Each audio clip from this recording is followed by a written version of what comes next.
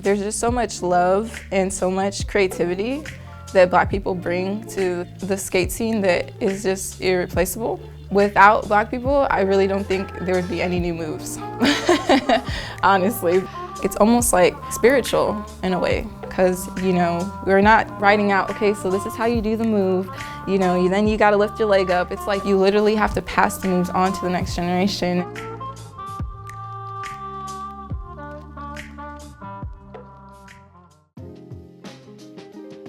My earliest memory, roller skating. I got an instant flashback to a childhood birthday party where I decided to wear my skates, and I have pictures of me in my skates even during the piñata time.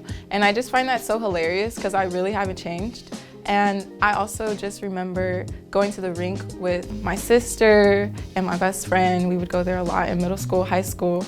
But most of all, my earliest memory is skating. It was our way of getting around. My family didn't have the privilege of having like a car to get to places like grocery shopping or going to school. So we would scooter, bike, skate, and I just really liked to skate, and it just stuck.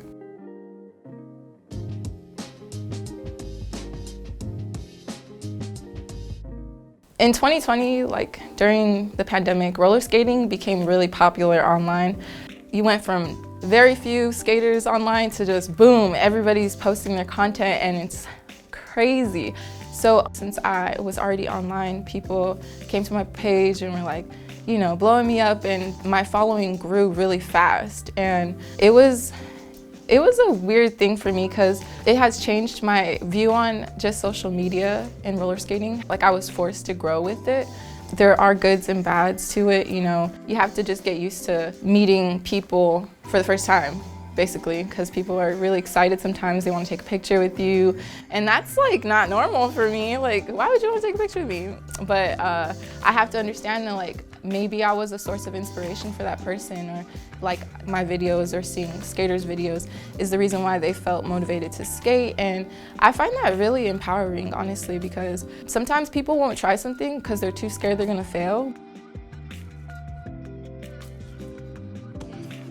Casting Black Skaters is a page I made on Instagram at the start of 2020. It was dedicated to promoting Black roller skaters to paid opportunities in the media industry. I never thought that you could get paid to skate. Previously, I've done things for free, and I didn't know that it was like something people did as like kind of a career. Like, I had to sit down and look at my phone and see that the popularity just continued to rise, and the people that are being seen weren't the people that I was seeing at the rinks or like at the places where I was learning from. Black people had to literally protest in order to be able to go into rinks unsegregated.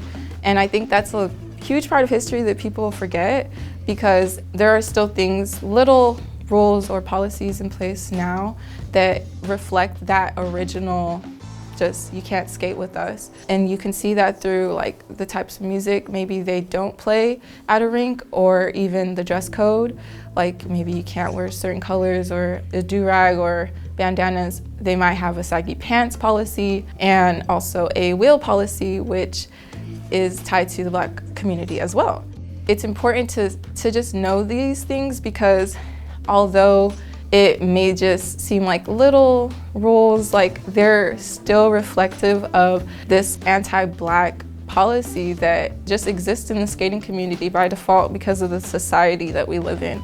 At the end of the day, I feel like Black people and Black culture contribute a lot to the roller skating community and just how roller skating is seen nowadays. I also see a lot of Black skaters getting really cool opportunities, music videos, shows, little cameos. I love it, I love to see it, and I'm always gonna be about that. I'm always gonna be here to uplift and promote POC community and make sure that we're represented, especially in the skating world. So I identify as Afro-Latino, I identify as Black, Mexican, queer, trans non-binary, pansexual.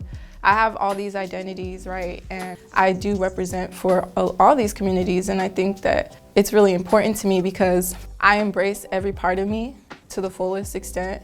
being who you are can literally change someone's life, just you being yourself. And when I think of that specifically, I think back to a conversation I had with my father, who's trans. He said he felt like he felt as a parent because he wasn't strong enough to come out as trans earlier in his life. My dad's 50 years old. That always stood out to me because my dad is now living his happiest life ever. Like, I've literally never seen my dad this happy, like, ever. And so when I think about just being who you are, that is the moment I think of with my dad. And yeah, I hope that more people can be themselves, because I feel like when we're not ourselves, it's like we're just continuing a cycle that's never ending.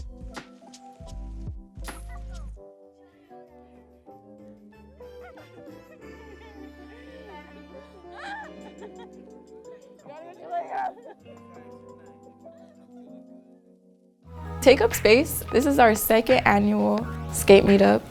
Yeah, I just wanted to make a skate meetup that honors LGBTQ plus identifying Black, Indigenous, and other people of color, because I think we matter in the skate community, and sometimes I don't feel like it feels that way. I think it's safe to say that. It doesn't always feel safe for all of us, and I just wanted something that's purposefully like, this is a safe space for you. You should come to this. This is for you. You know what I mean? I wanted all that extra love. Because if you really think about it, in the skating rinks, we have, okay, ladies only, you know? And then we have, okay, guys only. And it's like, what about the people who don't fall into those categories, you know? We deserve to have our own space as well. And so that's kind of what I'm hoping to get people to see. But in the rinks, I would really love to see that LGBTQ love, honestly, a little bit more, and truly caring about the LGBTQ community in the overall skating community.